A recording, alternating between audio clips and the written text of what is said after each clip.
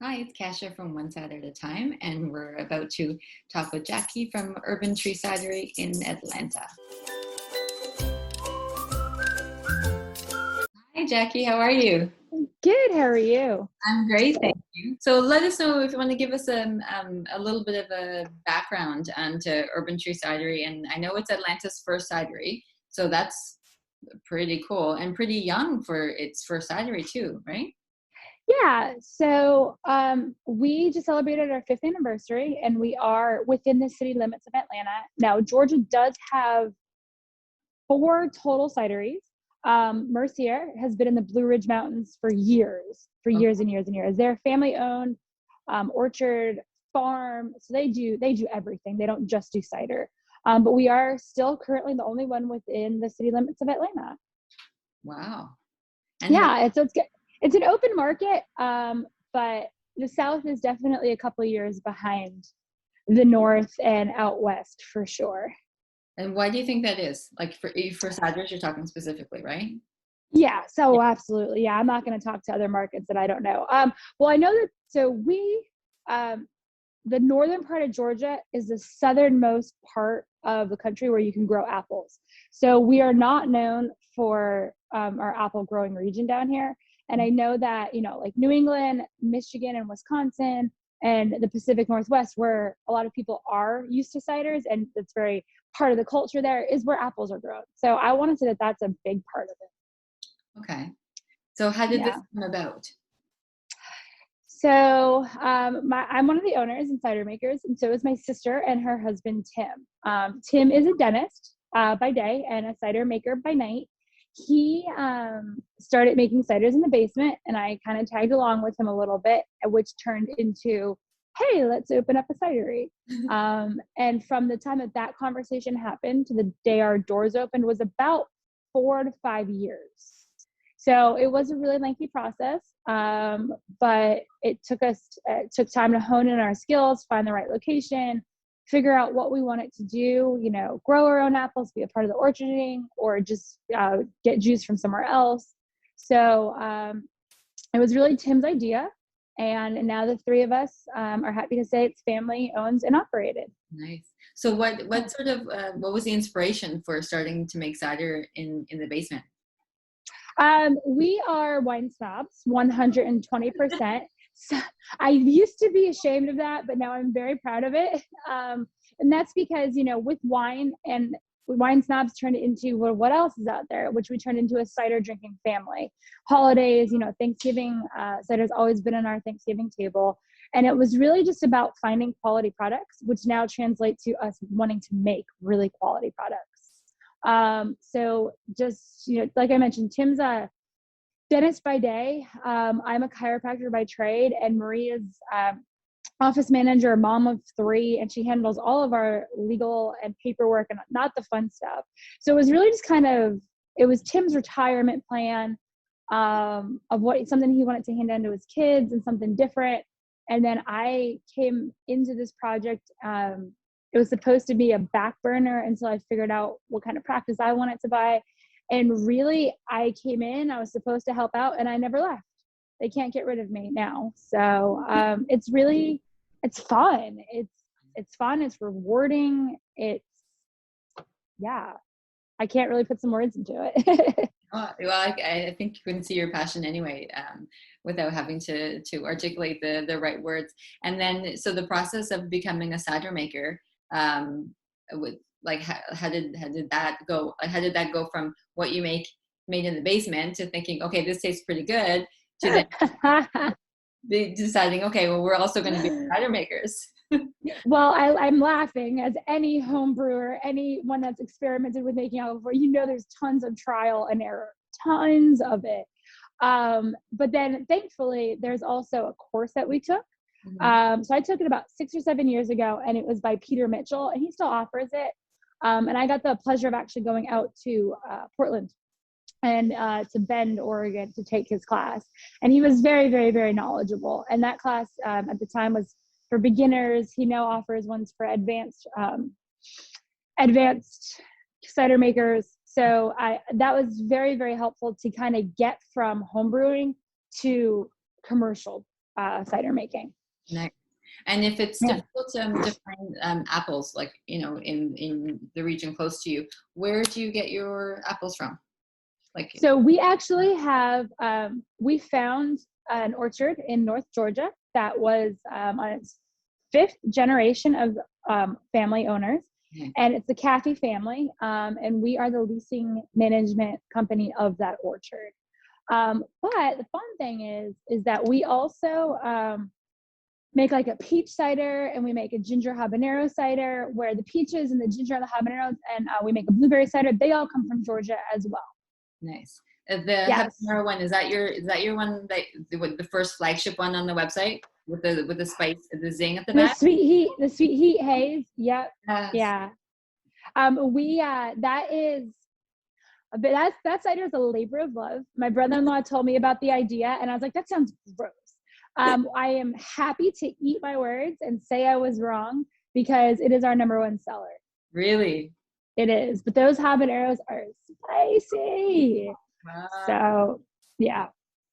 Nice. The habaneros are, because we get fresh habaneros and we peel them and we take the seeds out, and then we'll put them in and we'll make a concentrated batch. Like we'll put 2 pounds of habaneros into 15 gallons. That 15 gallons soaks up the spiciness, and then that 15 gallons will go into 300 gallons. Okay. So those 2 pounds are, whew, whew. Well, that must be nice. So, yeah, but do you have the luxury then of using a lot of the produce? I mean, you know, except for like the pineapple and whatnot, for your ciders, from local, like locally sourced? Yeah, we try to use as much as we possibly can. We just found, you know, because we found the orchard up there and because we get our apples from Georgia, we have just tapped into the farming market, and everyone's like, oh, I have this, I have extra of this. Do you want any of that? And, you know, it's really kind of cool what a small community that is, but what a great community is. And, you know, to kind of answer your question from before about our apples, we only have access to dessert apples on our orchard. So to get some of those apples, those apple types that are only grown in the north or in a different climate, or even the cider making apples that are only grown in New England and out in the Pacific Northwest, we do import some, just to get those different flavor profiles, but the majority does come locally. Will that depend on the type of cider that you're making, or like, okay, so each, how many of your ciders would have a different base then, like a different apple base? So we, on our orchard, we took our 3 biggest crops of apples and we actually blend them. So none of our ciders that we distribute all the time to create consistency, none of them are single varietals. Okay. The single varietals we will save for like tasting room specials or like one-offs or seasonals, or we'll barrel age some. But just to create that consistency out in the market, we had to blend them together. So all of our ciders do have the same, almost the same base. I mean, you know, with farming, it could change crop to crop. Yeah. But they also all have different yeasts that we use. So that's one thing that we're really proud of. In the 4 main ciders that we have, we use 6 different yeasts in them, which a lot of our flavor actually comes from that. Okay. Yeah. So, and each one has a different combination? Yes. Yeah. Oh, nice. And how did you come up with some of your flavors? I know your brother-in-law came up with the habanero one, but how did you come up with the orange IPA? So that was actually my baby that I came up with during the pandemic last year. You know, we all had some extra time in our hands, and I started taking some of the Cicerone classes, which is beer making classes. And I have zero interest in making a beer because it's a little different. It's a lot different actually. But the equipment, some of the equipment's the same. Some of the sanitizing processes and cleaning processes are all the same. So I was like, I'm curious if there's any tips and tricks in this course. And since I had some extra time, I started looking into that. But as you go through their process of their certification, you actually have to learn about different beer styles. So I was like, oh, that yeast sounds good. Oh, fermenting with coriander. Never thought to do that before. So I came in and I did a couple different trials and error. I fermented, I took a Belgium ale yeast a German ale yeast, Mm-hmm. and I fermented it with apple juice, of course, as well as I put orange peel, coriander, and pellet hops in the fermentation. Okay. And that was something that we had never done before. Yeah. So, and that's what Orange Uni IPA came out to be. So I was like, okay, this is kind of cool. And what does that But taste like? I've never what's that? heard what does it taste like on the palate? I've never heard of that combination, and it's quite intriguing.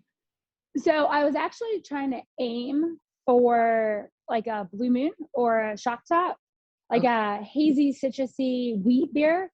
The hops are a little stronger that came out on it, which is fine because it tastes bitter, but it's very, very, very citrusy with a little bit of smoke to it. Nice. Beer drinkers love it. Some beer drinkers will say it's a little too sweet. It's still a cider, so of course it is. But I've heard people tell me it tastes like an orange mimosa, so I'll take it. Oh, yeah. That's Yeah. that sounds really nice. Okay, so Thank you. that sounds really nice. The juice comes to you, and you have your production is in the cidery right now where you are, right? Yep, absolutely. Do you want me to take you on a tour? That would be great.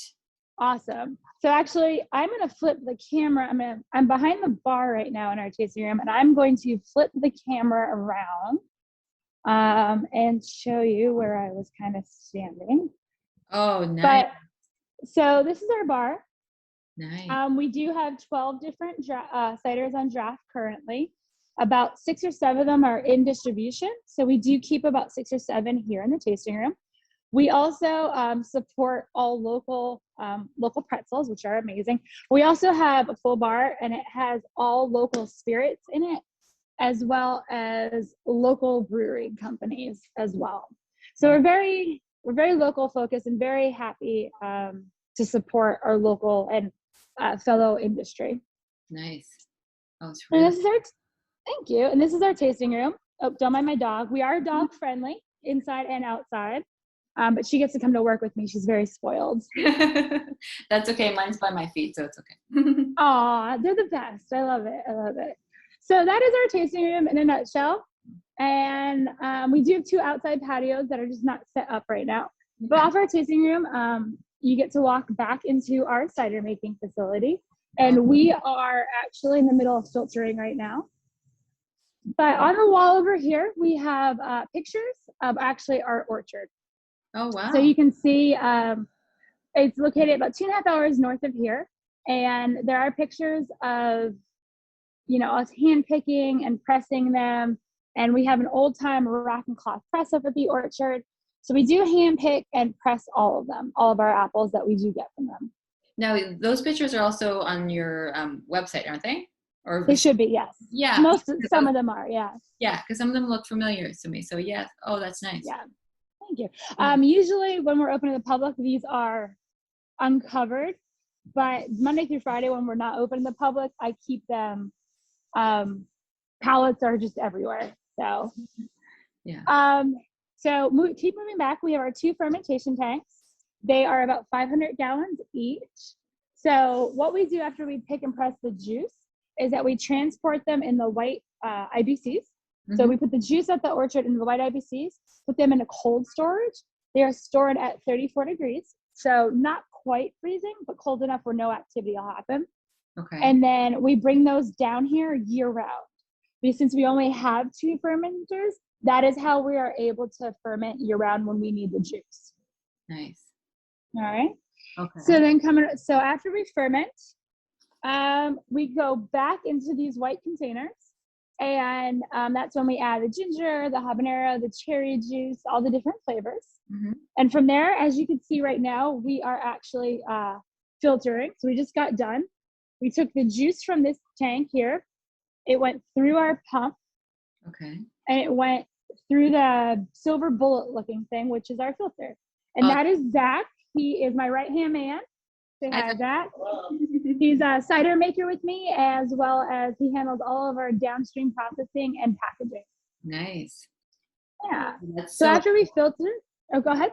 No, I just said that was really cool. I just love watching all the behind the scenes. It's really, really. Oh yeah, you're totally getting us on a semi-busy day, so that's great. Oh, great. From there, we go right into the bright tank, which is how we carbonate. So that is a pressurized vessel and there is carbon dioxide that goes in on the top. And then when I'm ready to carbonate, I'll actually plug this into that wand there, and I will inject CO2 into it. So the liquid has nowhere to go because it's pressurized. So the liquid will eat up the carbon dioxide and become carbonated. Nice. Okay. That's how we carbonate. And then from there, we can either keg, or this is our canning line. So when we are actively canning, it looks much different in here. We don't have the big depalletizer or anything like that because clearly our space is just not big enough for it, but we do make it work. And this is how we make all the magic happen. And we avoid all the mistakes, because going from metric to English conversion has been the fun part.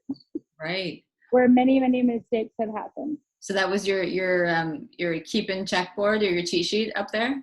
Yep, exactly.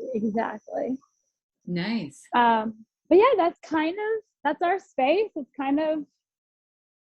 It's not, I always tease because I always feel bad about giving tours about here because there's not too much to see, but the amount of stuff that comes out of here, oh, it's crazy. Oh, I think it's great. And I was actually blown away by as many flavors that you have as well, because, we have a lot of cideries here in Ontario, but the amount of flavors that you have, and that's excluding like the seasonal varieties, it's just they just make my mouth salivate. So any plans to get your ciders up into Canada over here? Any? Well, right now we are only distributed throughout the state of Georgia.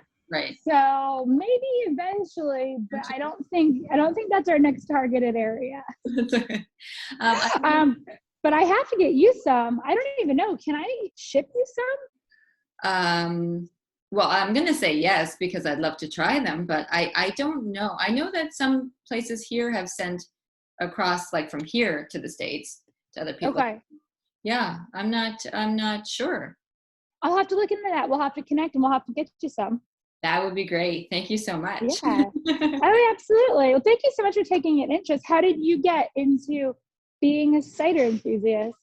I actually, when I got diagnosed with celiac disease, that was sort of like, and I started reading labels and everything. And I was in a liquor store one day, and the words gluten-free, of course, is what struck me first. And ever since I started, I just could not stop. So I have just been enjoying trying a whole bunch of different ciders, and we're still in quarantine up here. So just this past fall, what I decided to do is to just start the account on Instagram. And then in the new year, I thought, well, there are a lot of these cideries, whether they're local or they're international, that we can't have a vacation to right now, but we can have this opportunity to not only on our part to see your cideries and see how the process is made, but also so that, the next time, as soon as we're allowed to travel, if I'm coming to Atlanta, I'm going to come visit you, right? Very cool. Yeah. That's the whole point. So it's really kind of like, I just like to give back. So I enjoy all the ciders. And so if I can help some cideries become noticed, and even just like a little part, and also just to see the background, and it's just been great. So that's awesome. Yeah. Well, thank you so much. I appreciate you doing that for us, and would love to have you visit us whenever you can. Yes, I will. Yeah. And if you or if any of your listeners are in the States, we do ship to 22 states. So if they want to go on our website and buy, they can use Urbantree 10 at checkout and get a 10% discount off for watching your video.